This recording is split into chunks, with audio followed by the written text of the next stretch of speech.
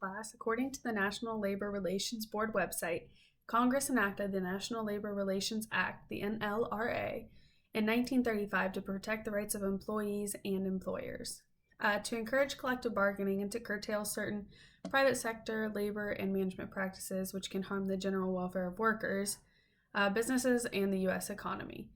The NLRA provides certain rights to employees. Employees covered by the NLRA have the right to join together to improve their wages and working conditions with or without a union.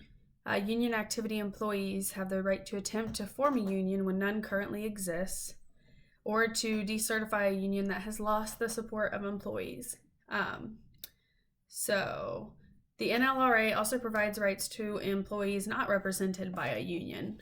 It protects the rights of employees to engage in concerted activities. These are when two or more employees take action for the mutual aid or protection regarding terms and conditions of employment.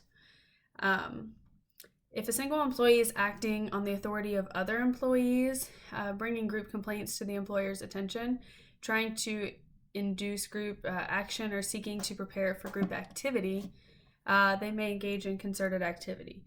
Protected concerted activities include two or more employees addressing their employer and improving their pay, two or more employees discussing work-related issues beyond pay, such as safety concerns, with each other, an employee speaking to an employer on behalf of one or more coworkers about improving workplace conditions, or strikes are included among protected concerted activities.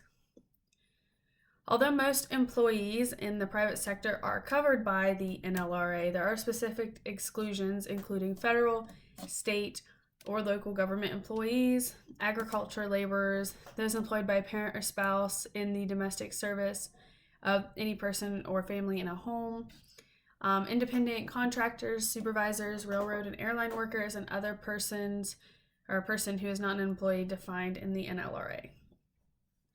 The NLRA forbids employees from interfering with, restraining, or coercing employees in the exercise of right relating to organizing, forming, joining, or assisting a labor organization for collective bargaining purposes, or from working together to improve terms and conditions of employment, or refraining from any such activity. This simply means employers may not threaten employees with the loss of their jobs or their benefits, maybe like a plant closure or other punishment if they join or vote for a union, or if they engage in protected coerced activity. Similarly, labor union may not restrain or coerce employees in the exercise of these rights. It is necessary to do your homework before deciding to support or oppose unionization. There are a few questions that should be answered, and I'm actually going to read these out of our book. The first question is, are there relevant gains to be made for the nursing profession and for improved patient care through collective bargaining, or is that a myth? The second one is, should nurses who frequently are called on to supervise the work of others be classified for collective bargaining purposes as management or labor?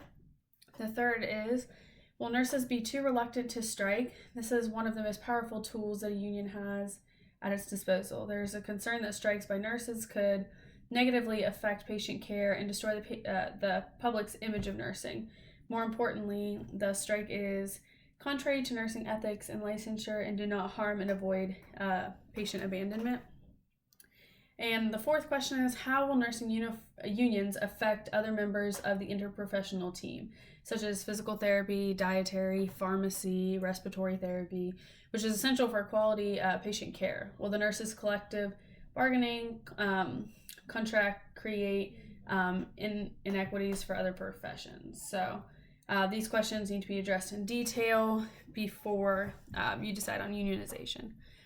There are pros and cons to nurses joining a union. Let's start with the cons, which include difficulty firing inappropriate or incompetent nurses, seniority over performance, simple disputes becoming complicated in union dues. Some of the pros include job security, better working conditions, guaranteed wages and pay increases, process for addressing grievances and other benefits such as educational grants, apparel and travel discounts, insurance, and even special mortgage rates. The Massachusetts Nurse Advocate addresses 3 ways unions are helping young professionals. First is economics. The Center of Economic and Policy Research reports that for workers between the ages of 18 and 29, unionization raises workers' wages by over 12%. Health, well-being, and security is the second one.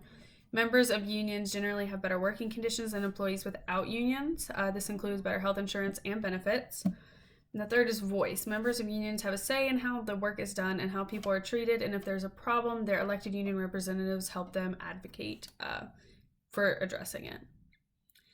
Okay, so let's consider a situation where a group of nurses are seeking union representation to resolve their concerns about poor relations with the physicians and physicians' failure to respond to urgent patient needs. Since there's a lack of communication, which could adversely affect patient health and safety, a solution must be found. So the disadvantage of having the union represent the nurses in this case of the physicians may retaliate against the nurses and can affect other working conditions. So for example, physicians may start ordering unnecessary tests and procedures on patients just to get back at the nurses. Regardless of whether or not you work in a union environment, it is important to develop and sound relationships with the management team and organization's executive leadership. So this can be accomplished by developing essential communication skills. Strong communication skills enable you to interact more effectively with colleagues. So written communication should be clear, grammatically correct, and appropriate for your audience. When speaking, you should enunciate clearly and speak clearly. Avoid slang and jargon. Respond to others using mirroring language. Be mindful of your facial expression and body language. You should be an advocate for your patient as well as for your coworkers and for your department. Be willing to initiate discussions about current issues and put yourself in a position to be a key player in making an organizational decision-making player. So be respectful and listen to when others are speaking. This shows that you are a receptive team player. It's important to state your case and listen to the other side of the story. You may realize that there's a legitimate reason things are happening the way that they are. Nurses should not be concerned about being terminated from his or her position because of involvement in union organizing activities, because according to NLRA, retaliation based on exercise of workplace rights is unlawful. Unfortunately, it's difficult to prove that someone has been fired for those reasons, so it should at least be in the back of your mind. This discussion highlights the NLRA and the rights it provides to the employees, both union and non-union. Stresses the importance of doing your homework, weighing the pros and the cons, and asking clarifying questions before deciding to support or oppose unions, and provides communication strategies to develop positive relationships with facility management and leadership teams. Ultimately, the thing to remember is that decision-making to support or oppose unionization is personal and professional. No one can really make that decision for you. Thank you for listening. Good night.